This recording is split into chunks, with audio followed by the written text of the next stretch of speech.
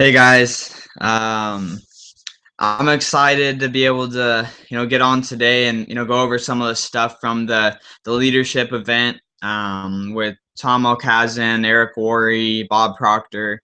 It was a really you know really good event. Probably I think it was definitely one of the best events that I've been to as far as like content training and material goes.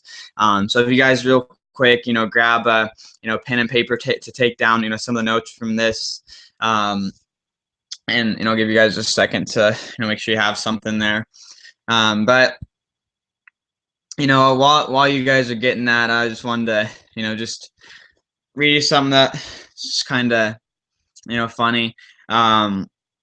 There's a lot of people, your teams like ask you like, oh well, everyone must want to get started when you talk to them, and must have no issues with that.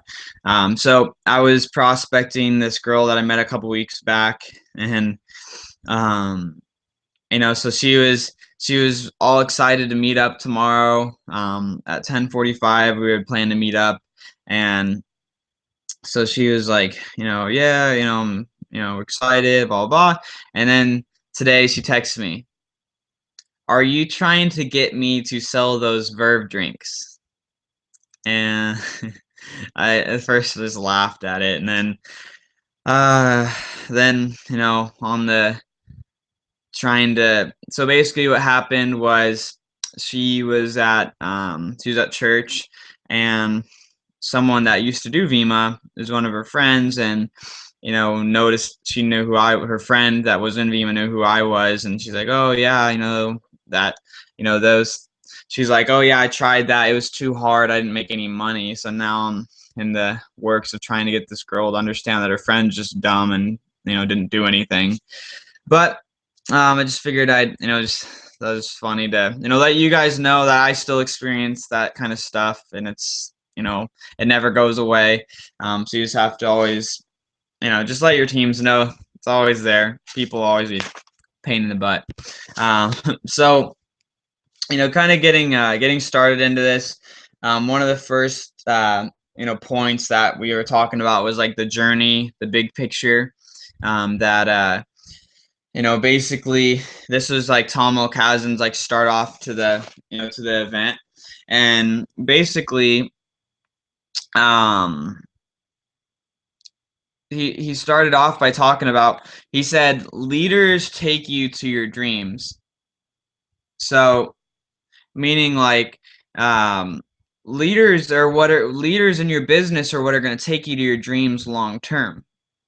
And so Tom was talking about, he says you can't be a follower and be paid like a leader, meaning you can't be building your business like a follower, waiting for stuff to happen, waiting for your team to hit you up, waiting for things to happen, and be expected to be paid like a leader. And he's talking about the building of a strong, stable Vima business is a process. It's a journey. We know that. It's going to take time and effort, all that. And we have to look at ourselves and look at, we have to become a leader and then help others develop themselves into leaders as well. So there's a big point where I want you guys to get this little gap though, is that even though you guys may be confident in what you're doing and how you enroll somebody and that you're able to train them, but one thing that was a really big takeaway for me this weekend was looking at, okay, we are good at training people, but we need to practice with those people on how to teach that to somebody else. Because what happens is you train your top leaders on your team, they know what to do, and they're able to kind of somewhat relay it a little bit to their downline. So it's kind of getting like 60% of what you would say, they're kind of gaining, leading into their downline.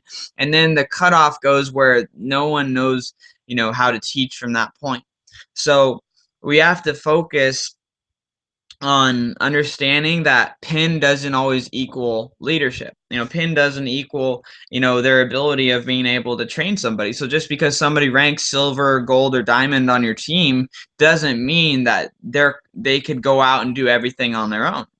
So we got to look at those as we're building up people to train them not only on, how to do it, but also practice training them on how to train somebody. Teach them how to do it and have them train you. You train somebody with them, have them train them, watch how they teach so that you could make sure that they're teaching the way that we all want people to be teaching everything. So we really got to, look at that, guys, and looking at, how to teach people, the right way, and having our, getting the point from us being able to teach to getting them to be able to teach from that next wave down. Because if you build the people will build the business. That was like one of like big focal points of the weekend, building the people so the people can build the business instead of just enroll without building up people. And Tom's like, this is what Tom says. He says, yeah, it takes a lot more time to take the time to teach somebody already in the business how to teach somebody else. But he said that's one of the most worthwhile activities that you could do, is teach how to teach something to somebody else and get them good at that, because that's creating the duplication that we want, because we can't expect that just because we teach something to somebody that they're going to be able to go teach that to somebody else, because teaching something to somebody else and them being able to understand it is the highest level of understanding of something. So we have to make sure that we teach with our teams. And let's see, building relationships. This is this next like focal point. This point that going on is on relationships in the business. So basically thinking about this. Obviously we know we're in the people business. We're working with people, and looking, people like themselves, like thinking about, like when you, like, say you're in like another country, right? Like you go to England, and you're in England and you're at, a restaurant, and you meet somebody that happens to be from Norway, and you instantly connect because you people like themselves. So it's important that when we're building relationships, we find that common ground. And you guys looking at when you're talking to prospects, find the common ground, because it causes an instant connection when you're able to build, you find something that you guys relate on, and it instantly brings you closer together. So when you're talking to prospects, you're working with your teams, look at, what you could relate with them, and get that common ground. And one other thing that Tom talked about, a couple of different things. He's saying everyone on here, I think, does fine with this, but giving a solid handshake, like when you meet somebody new, shaking their hand, like a firm handshake, and look them in the eyes. Say, hey, I'm Cody. Nice to meet you. Like going at, like when this is like just simple little things, but I thought it was important, to let people know, like let your team know, be like, dude, you need to shake somebody's hand. Like, don't give them the limp dead fish handshake. Like it shows confidence when you shake somebody's hand, you look them in the eye, introduce yourself confidently. And let's see, with relationships, building relationships outside the business, a lot of you guys do well with this, meaning, when you're spend time with your teams outside of the business too. Talk to them outside of the business about other things. It helps build in that relationship, because people talk about, Jed Buenaluz is the one who talked about this topic. He's like, people quit on the products, people quit on the business, people quit on friends, but people never quit on a family. So when we create that family and that appreciation for our team and one another, it increases your attention. It's going to hold people in because they like you. They really enjoy, they truly are grateful and appreciate spending time with you. And so it's something, it's these little things that really make a big difference in creating the culture in your business. Some of the things that Jed said that his team does, and I think, they're all really awesome ideas, is, they celebrate each other's birthdays. When somebody's birthday, they go as a team together and they celebrate. They have team barbecues, team dinners, team movie nights, game nights. They go out to eat. They go on spa days. All kinds of different things like that. So just, celebrating things with your team and, spending that time together. And let's see, this was one of the points that Jed was talking about. He said the size of your paycheck correlates with strong relationships in your business. Because if you have strong relationships and, people trust you, they like you, it draws them into you. And as you guys look at some people that, they do so well in the business. Think about Tom Okazan, right? People are drawn to him because they feel just the positivity that comes off of him. He just always makes you feel good. Any of you guys have talked to Tom or Bethany, they just make you feel good when you talk to them. Same thing like Alex, he's always positive. He's always giving positivity off to everybody around him. He like runs away from negativity. He's always bringing the positives on. And it helps them develop big relationships. And then all of you guys that have met Brad, Brad has a really big heart. He really cares about people. So it's like, looking at these different attributes that in the character that, people have, it's like as we develop these things and, really build these into ourselves, it's, it really helps obviously, with the business. Jed said, the secret is turning strangers to friends and then friends to family. And, leadership is, all about serving others. This is something that Jed talked about on stage. He said that he had somebody in his downline call him. He's like, I had somebody in my downline give me a call about a week ago, and they told me that they were quitting, and they had only been involved for about 4 days.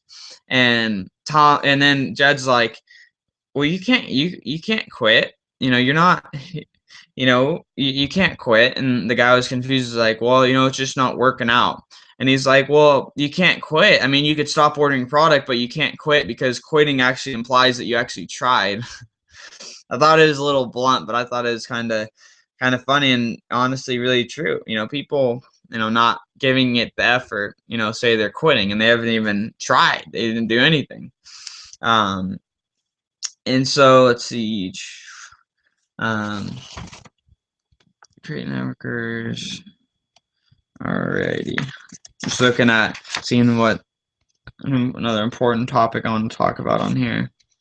Okay, here we go. This is a good one. Mentoring and problem solving. So I don't know if you're like titling each little subsection here, but mentoring and problem solving. And this is, I think this is really important. So you guys, really pay attention here because your team, if you're going to be a mentor to somebody, you're going to be a leader to somebody, you have to, have these, qualities. First thing is, if you're going to first mentor somebody, you have to first be a student of the business.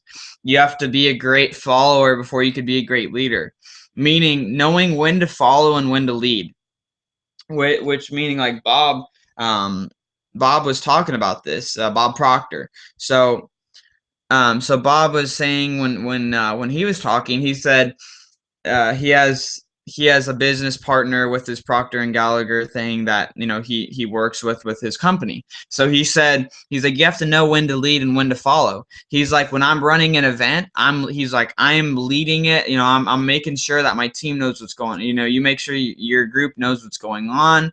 You're leading the charge and you're doing all the things you want your group to do.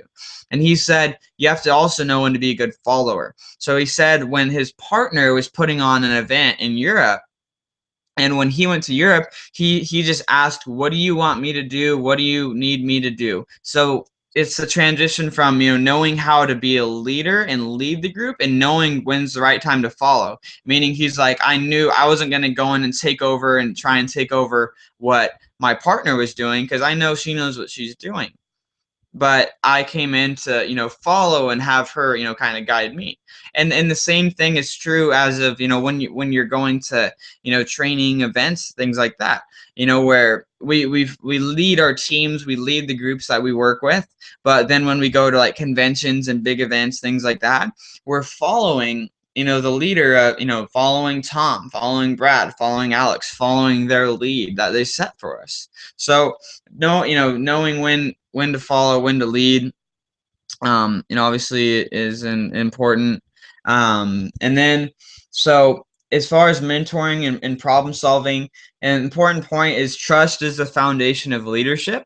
So building trust within your team. And there's three major things to do to build trust with people in your group. Okay.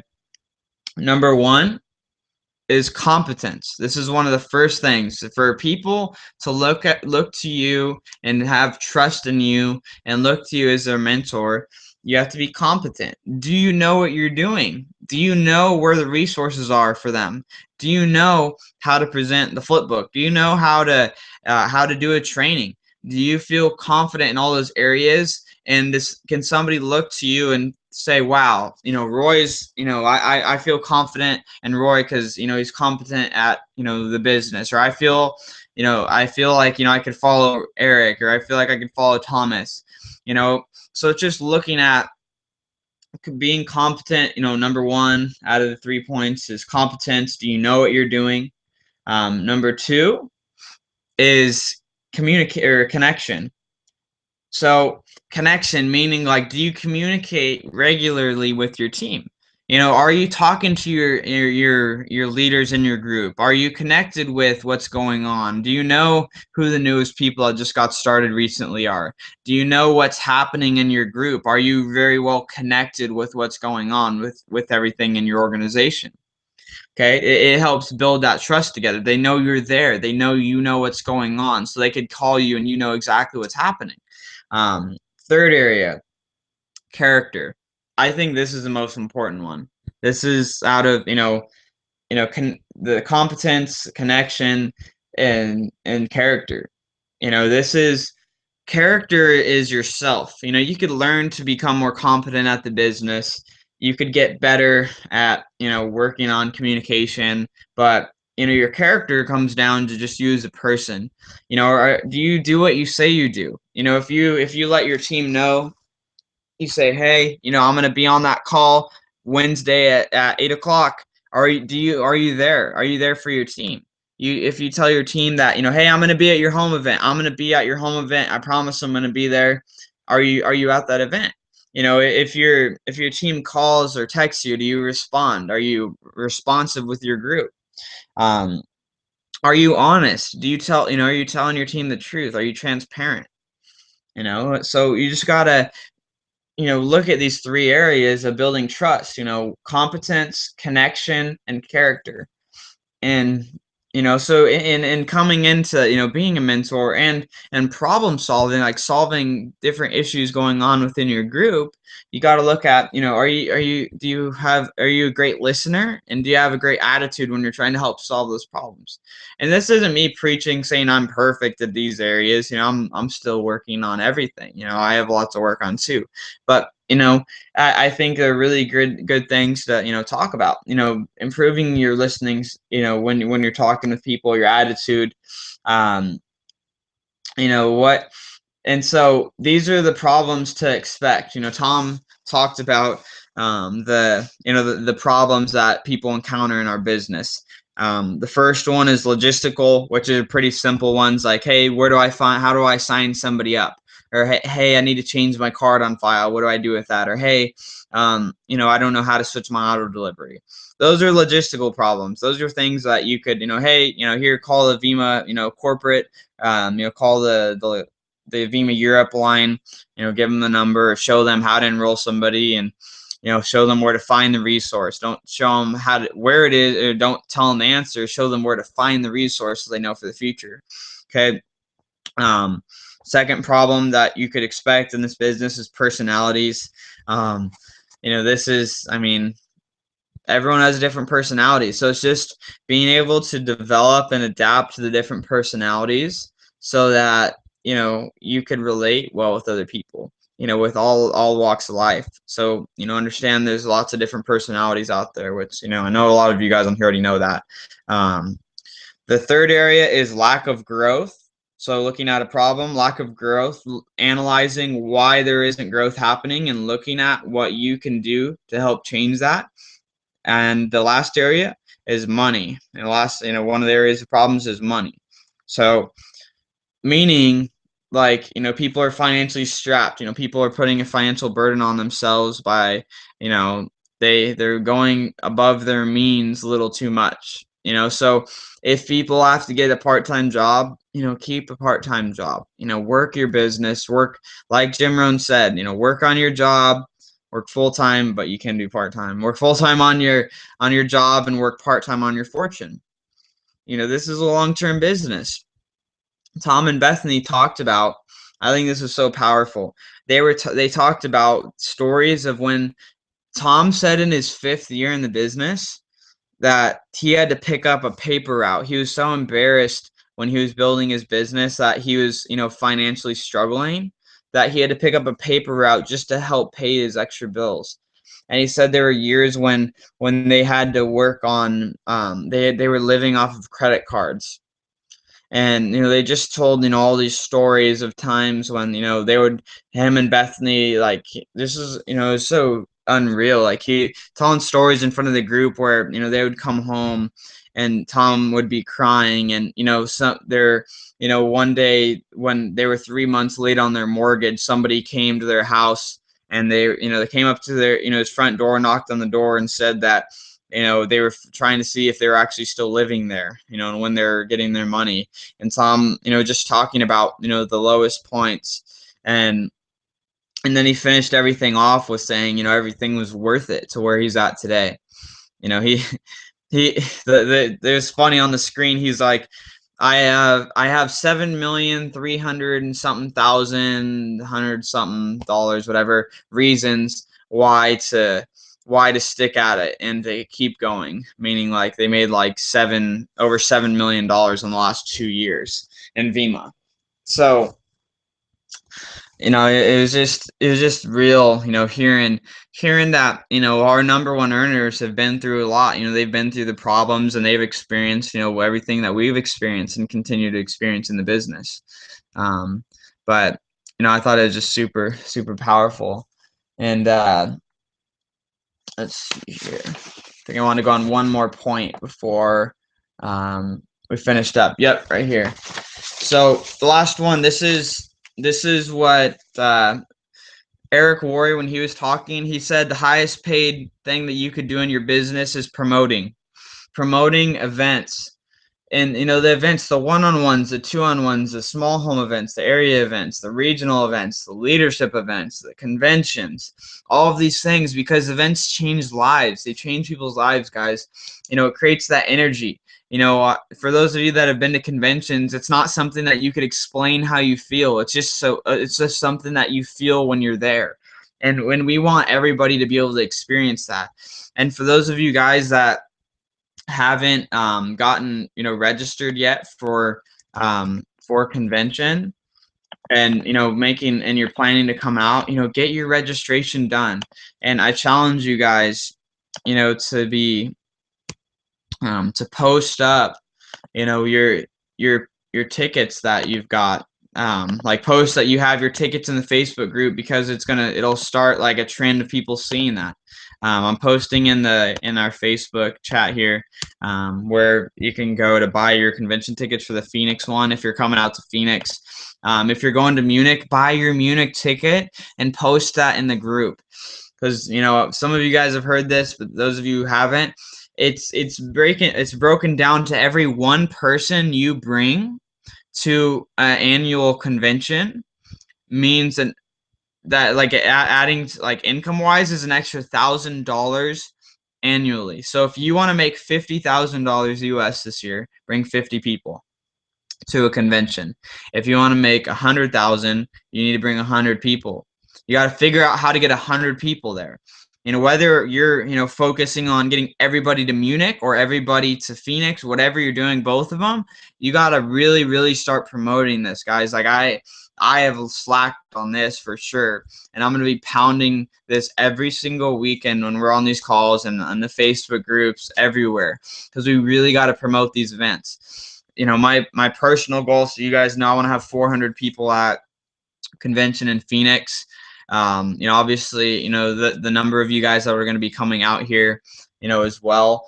But, we have to understand that promotion is always continuous. Start invitations early to these events. Start talking about convention and what convention is going to do for them when we're at events. And then this was an interesting point that, Eric said. He says the leader who attends the most often events, promotes most often, and encourages most often to go to events get paid the most.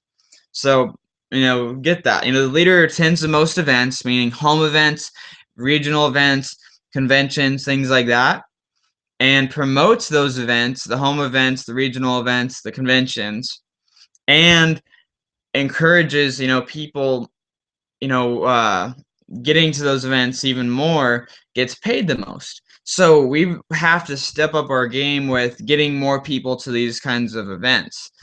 So, I know you guys did a great job with Stockholm, but we got to, turn it up a notch with convention.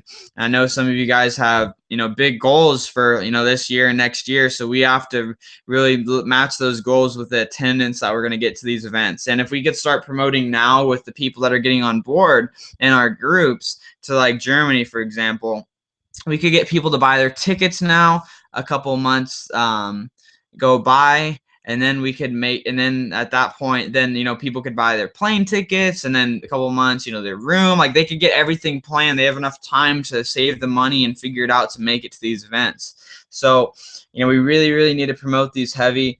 And so, it's just, we got to promote these on. So when you're doing a call, talk about convention and how big it's going to be. When you guys are doing home events, talk about convention and how everybody's got to go if they're serious about making it big in VEMA. Talk about it at, your team trainings. Just got to pound convention and these big events into people's heads, like, to all make it to these events. Like Tom's like, there's just no excuses. It's like, if you're in VEMA, you're at convention. It's like, that's it. Like, you go, you're serious about VEMA, or you don't go, you're not serious about VEMA. And so it's like, we got to really power down and get our teams to these events. And, a few of you guys, I'll be talking to you individually about, plans for, what we're going to be doing for, getting everybody to convention. But, with that, guys, I mean, those are just a few of the things I wanted to talk about today. Hopefully you guys took a little bit away from this. Obviously, I have so many notes, but those are just a few of the things. We'll talk about more of this next weekend too. But if you don't have your convention ticket, if you're coming to Phoenix, get that ticket. Post it, like, take a picture, post it in the Facebook group. Tag your team, like, who else is coming to the convention? Just got my ticket. Let's make plans to get you there. Whatever you got to do. We just got to really, really promote these things, guys. So, with that, obviously, as always, fired up. So let's take action this week, guys. 2 weeks left in this rank advance period. We really got to look at, who's close to hitting balanced team bonus. Who could we break to bronze? Who could we break to silver, to gold? Look at your teams, what you could do to push up your rank. Obviously, everyone on here is silver and above. Look at how many cycles you need to hit that next rank and break it down. Look at, if you need help breaking it down, let's, hop on Uvu together and let's look at your business. Let's look at, okay, you have all of these people here. If we could get this person to hit this rank, them to frenzy, this guy here and here and here, you hit your rank. So we got to look at your businesses and see what we could do to push you these next 2 weeks. Because after that, there's 90 days until convention. 90 days. 3 RAs left after this. Like 3 rank advance periods. 3. Like not a lot to go. So we gotta really, really push these next few rank advance periods for you to come in at the rank you want to at convention. We really gotta, get focused on that. But with that, guys, we'll talk to all of you soon. Message me if you guys need anything. As always, I'm excited, and talk to all of you soon. Have a great rest of your Sunday night, guys. Bye.